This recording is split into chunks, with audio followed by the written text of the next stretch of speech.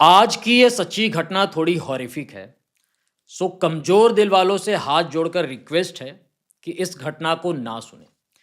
ये सच्ची घटना है एक ऐसे इंसान की जो इंडियन आर्मी से रिटायर्ड है, यानी कि एक्स इंडियन आर्मी सोल्जर रह चुका है और करेंटली डीआरडीओ की सिक्योरिटी गार्ड की पोस्ट पर काम कर रहा होता है। झगड़ों की वजह से, लड़ाइयों की वजह से, आर्गुमेंट्स की वजह से, मारपीट की वजह से अपनी पत्नी को जान से मार देता है। मारने के बाद उसके शरीर के कई टुकड़े करता है। फिर उन टुकड़ों को प्रेशर कुकर में बॉईल करता है ताकि कोई पहचान ना सके कि ये कौन है। फिर उन्हें बैग्स में पैक करता है। पैक करने के बाद एक लेक में, एक झील में फेंक देता है। आइए इस सच्ची घटना को थोड़ा करीब से सुनते हैं। हैदराबाद की ये घटना है। वेंकटेश्वरा नगर एक कॉलोनी है जिसमें ये कपल रह रहे होते हैं करीबन 13 सालों से। वेंकटा माधवी फीमेल का नाम, मेल का नाम गुरुमूर्ति। गुरुमूर्ति पास्ट में इंडियन आर्मी में सर्विस दे रहे होते हैं, एक्स इंडियन आर्मी सोल्जर होते हैं। करेंटली ये डीआरडीओ में सिक्योरिटी गार्ड की पोस्ट पर काम कर रहे होते हैं।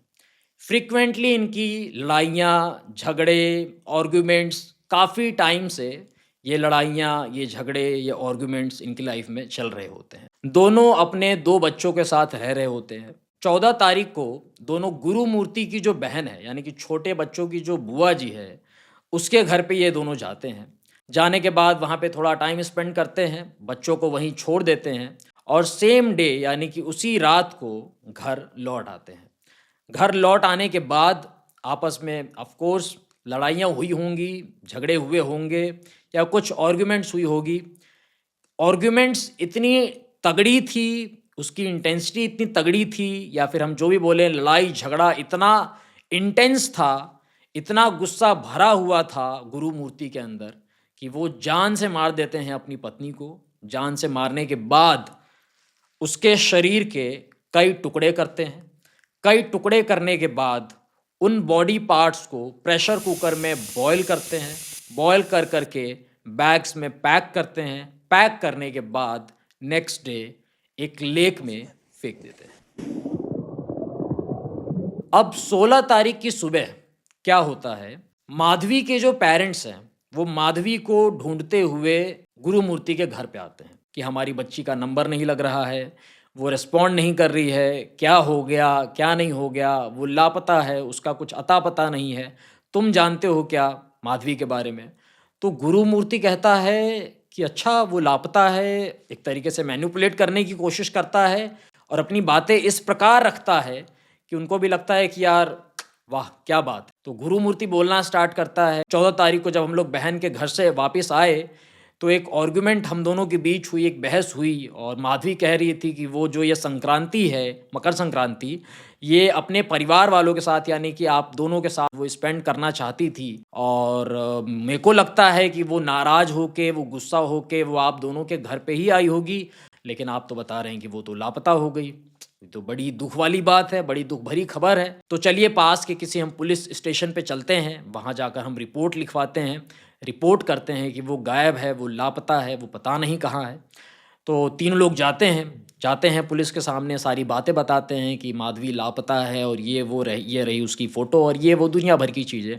अब जो पुलिस वाले हैं वो थोड़ा-सा इन्वेस्टिगेट करना स्टार्ट करते हैं, थोड़ा रिसर्च करना स्टार्ट करते हैं। तो पहले सीसीटीवी जो फुटेज है वो निकालते हैं तो देखते हैं 14 तारीख की रात को माधवी आती है अपने घर में।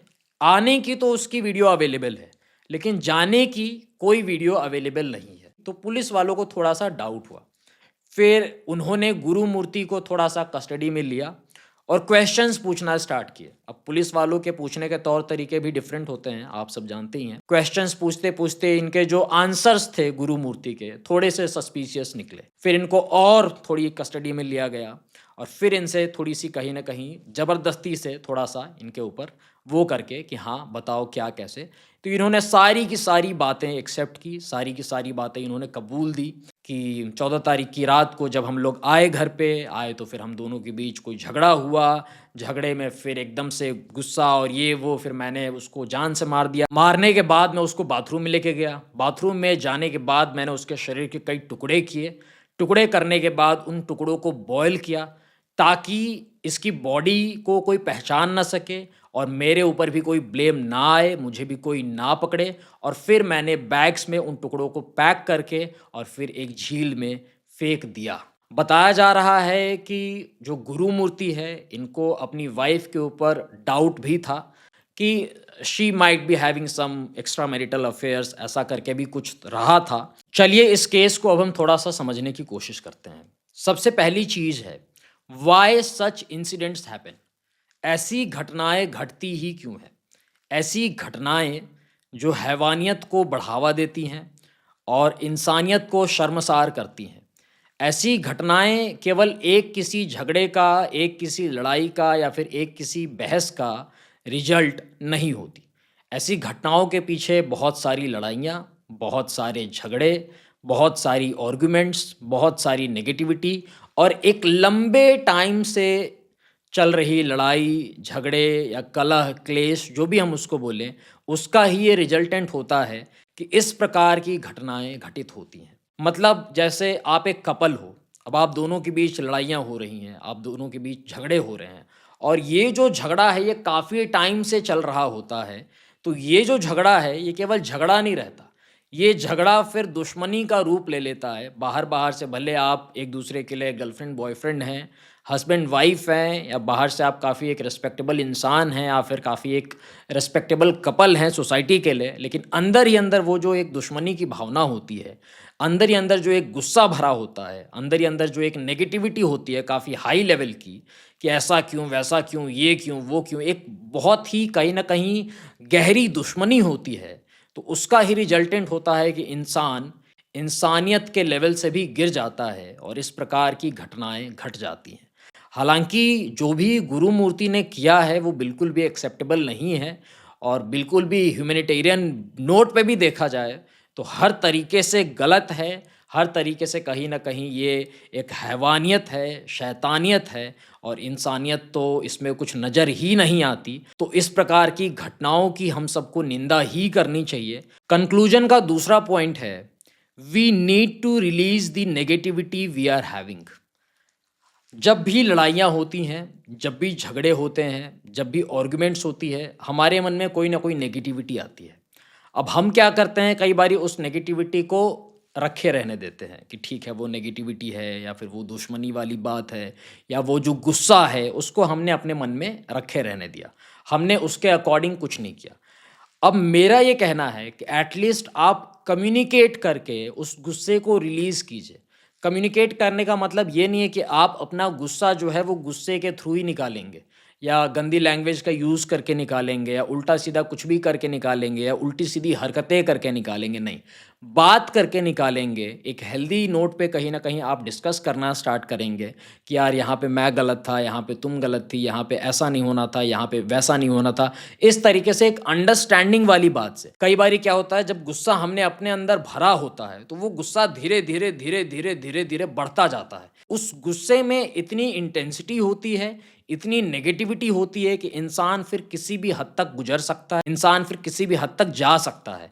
इसीलिए आप भरोसा नहीं कर सकते और वो जो गुस्सा है, उस गुस्से को रिलीज़ करने की ज़रूरत है। बातचीत करके भी ठीक है, कम्युनिकेट करके भी ठीक है, लेकिन एट द सेम टाइम आप थोड़े बहुत स्पिरिचुअल प्रैक्टिसेस भी करिए ताकि वो जो आपके इमोशंस भरे हुए हैं आपके मन में, सामने वाले इंसान के थ्रू या फिर आपके पार्टनर के लिए, वो जो गुस्सा है, वो जो बैड इमोशंस हैं, वो जो नेगेटिव इमोशंस हैं, वो आपके मन से निकले। वो निकलेंगे तो आप खुश रह पाएंगे। फिर ऐसा कुछ आप करेंगे नहीं, ऐसा कुछ सोचने से पहले भी आप कई बार ये सोचेंगे, समझ रहे हैं आप? करने की बात तो बहुत दूर की है, आप सोच भी नहीं सकते या सोचना भी आप बेयर नहीं कर सकते। तो ये काफ़ी इंपॉर्टेंट पॉइंट है, इसको आप सब थोड़ा सा कंसिडर जरूर कीजिएगा। कंक्लूजन का तीसरा पॉइंट है, do not provoke your partner. एक इससे सीख हम कहीं ना कहीं सीखने की कोशिश करें तो एक सीख हम सबको ये मिलती है कि कई बारी हम अपने पार्टनर को उकसाते हैं। देखो ताली जो है ना, हमेशा वो दोनों हाथों से ही बचती है। और आपने कुछ ऐसा कर दिया तो पकड़े तो आप ही जाएंगे, और आपने बिल्कुल गलत किया है। मैं गुरुमूर्ति के लिए बोल रहा हूँ, इन्होंने जो भी किया है वो 110% गलत किया है। लेकिन अब अगर हम इसके पीछे एक स्टोरी देखना स्टार्ट करें या फिर एक अंडरस्टैंडिंग के पर्सपेक्टिव से देखना स्टार्ट करें, और एज अ कपल मान लीजिए आप इस वीडियो को देख रहे हैं या फिर आप देख रहे हैं कुछ सीखने के पर्सपेक्टिव से, तो आपके अंदर ये अंडरस्टैंडिंग आनी चाहिए कि कभी हम ऐसा कोई काम नहीं करें जिससे हमारा पार्टनर जो है वो काफ़ी ज़्यादा गुस्से में आ जाए, काफ़ी ज़्यादा आग बबूला हो जाए, उसके जो नेगेटिव इमोशंस हैं वो काफ़ी ज़्यादा बढ़ जाए। कई बारी जानबूझ के लोग ऐसा करना स्टार्ट करते हैं, समझ रहे हैं आप? मतलब दो प्रकार के लोग होते हैं। एक तो देखो कि जो जिसका बेसिक सा नेचर है कि यार वो इंसान गाली देता है, एक तो ऐसे टाइप का इंसान है। और दूसरा इस टाइप का इंसान है कि आप उसको उकसाओगे तो वो गाली दे देगा, ठीक है? अब बेमतलब कई बारी लोग आपको उकसाना स्टार्ट करते हैं, आपको गुस्सा दिलाना स्टार्ट करते हैं, आपके अंदर नेगेटिविटी भरना स्टार्ट करते हैं, या फिर जानबूझ के वही काम करते हैं जो आपको पसंद नहीं है या फिर जिससे आप नफरत करते हो। तो ये चीज़ भी है, एक कपल को ये समझना चाहिए कि देखो साथ में रहना है, खुश रहना है, शांत रहना है, तो मैनेज करके चलना पड़ेगा। अगर आप ऐसा समझोगे कि नहीं हम तो अपना देखेंगे, वो अपना देखे, और हमारे मन में कुछ भी आए वो हम करेंगे, हम अपनी मर्जी चलाएंगे, इस प्रकार से सामने वाले इंसान को हर्ट हो, उसको बुरा लगे, उसके अंदर गुस्सा भरे, वो पागल हो जाए, वो कुछ भी हो जाए, नहीं, हमें मतलब नहीं है। अगर मान लो सामने वाले इंसान को शक होता है आपके ऊपर कि यार तुम उसके साथ बातचीत मत करो, तो बातचीत मत करो। अब फिर आप जानबूझ के बातचीत करोगे, आप जानबूझ के उस इंसान के साथ कांटेक्ट रखोगे, तो इन चीज़ों की वजह से भी कई बारी चीज़ें खराब होती हैं। थोड़ा सा हम इसको एक डीपली समझने की कोशिश करते हैं। तो एक कपल की ये भी जिम्मेदारी है कि ख्याल रखना कि किन बातों से मेरा पार्टनर हर्ट होता है, किन बातों की वजह से मेरे पार्टनर के अंदर एक एक्सट्रीम एंगर आता है, इसका थोड़ा सा कहीं ना कहीं ख्याल रखना चाहिए, इसको थोड़ा सा कंसिडर करना चाहिए। अगर आप कंसिडर नहीं करेंगे तो उसका केवल दिमाग खराब नहीं होगा, उसका दिमाग खराब होगा तो वो आपका दिमाग भी खराब कर देगा, क्योंकि रहना आपने उसके साथ ही है, उसके साथ ही आपको बातचीत करनी है, उठना बैठना है, सोना खाना पीना है। तो आप सामने वाले इंसान को डिस्टर्ब करोगे तो सामने वाला इंसान भी आपको डिस्टर्ब करेगा। ये इस स्टोरी की बात नहीं बता रहा हूँ मैं, एक जनरल बात बता रहा हूँ आपको कि इन चीज़ों को हमको थोड़ा सा कंसिडर करके और फॉलो करना चाहिए, और अगर हम फॉलो नहीं करते हैं तो इससे काफ़ी प्रॉब्लम्स क्रिएट हो सकती है। कंक्लूजन का चौथा पॉइंट है, a couple must get little spiritual. एक कपल को थोड़ा सा स्पिरिचुअल होना ही चाहिए, और स्पिरिचुअलिटी का मतलब केवल मेरा केवल एक चीज़ से नहीं है। ज्ञान योग है, कर्म योग है, सांख्य योग है, अष्टांग योग है, भक्ति योग है, राज योग है, बहुत सारे रास्ते हैं। आप केवल एक रास्ते तक सीमित मत रहिए, कुछ ना कुछ तो करिए। अगर कोई कपल उसका पर्पस स्पिरिचुअलिटी नहीं है, उसका पर्पस आत्मज्ञान या भगवत ज्ञान नहीं है, तो फिर क्या करेगा वो कपल एक दूसरे का खून चूसेंगे, समझ रहे हैं आप? एक दूसरे की पूरी वो जो एक एनर्जी है ना वो चूस लेंगे, एनर्जी वैम्पायर बन जाएंगे कि यार मेरे को तुमसे खुशी चाहिए, वो बोलेगा मेरे को तुमसे खुशी चाहिए, और दोनों एक दूसरे से खुशी लेंगे, यानी कि दोनों एक दूसरे का खून चूसेंगे, पसीना चूसेंगे, क्या क्या चूसेंगे, एक दूसरे को चूस चास के ख़त्म कर देंगे। तो यही हालत होती है। थोड़ा सा यार गेट स्पिरिचुअल इन लाइफ, उससे क्या शांति आती है लाइफ में, आप थोड़ा सा रिलैक्स्ड होते हैं, आप थोड़ा सा खुश रहते हैं, आप थोड़ा सा फुलफिल्ड होते हैं। जब आप ही खुश नहीं हो, आप डिप्रेशन में हो, तो सामने वाले इंसान को क्या दोगे? डिप्रेशन दोगे। आप गुस्से में हो तो सामने वाले इंसान को क्या ऑफर करोगे? गुस्सा ऑफर करोगे। आपके दिमाग में खुराफाती आइडियाज़ चल रहे हैं, आप सामने वाले इंसान के साथ कैसा बर्ताव करोगे? अच्छे तरीके से थोड़ी पेश आओगे, समझ रहे हो आप? तो जो हमारे मन में चल रहा होता है, जैसा हमारा मन होता है, जैसी हमारी थिंकिंग होती है, वैसा ही हम कहीं न कहीं नोविंगली या अननोविंगली देते हैं सामने वाले इंसान को। तो अगर हमारे मन में एक्सट्रीम लेवल ऑफ नेगेटिविटी है, एक्सट्रीम लेवल ऑफ एंगर है, एक्सट्रीम लेवल ऑफ ऐसे फालतू के ये इश्यूज़ हैं और फालतू की ये कहीं न कहीं एक विचारधारा है, तो हम सामने वाले इंसान के साथ एक सही तरीके से पेश नहीं आएँगे, गंदे तरीके से ही पेश आएँगे, और गंदे तरीके से पेश आएँगे तो उसका जो रिजल्टेंट होगा, वो भी गंदा ही होगा, वो अच्छा नहीं होगा। तो थोड़ा-सा मेरी हाथ जोड़ के आप सबसे रिक्वेस्ट है, थोड़ा-सा you get spiritual in life. थोड़ा आप भी शांत रहिए, तभी आप शांति दे पाएँगे।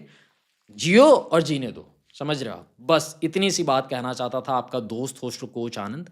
अगर चाहते हैं कि मैं आपकी स्टोरी सुनूं, आपको गाइड करूं वन ऑन वन, तो आप पेड प्राइवेट सेशन बुक कर सकते हैं, व्हाट्सएप कर सकते हैं मेरी टीम को 8290343014 पे। बाकी इस इंसिडेंट के बारे में आपकी क्या राय है, आप क्या सोचते हैं, आप कमेंट के थ्रू अपना पॉइंट ऑफ व्यू जरूर शेयर कीजिएगा। Thank you very much for watching this video. Stay connected, stay blessed.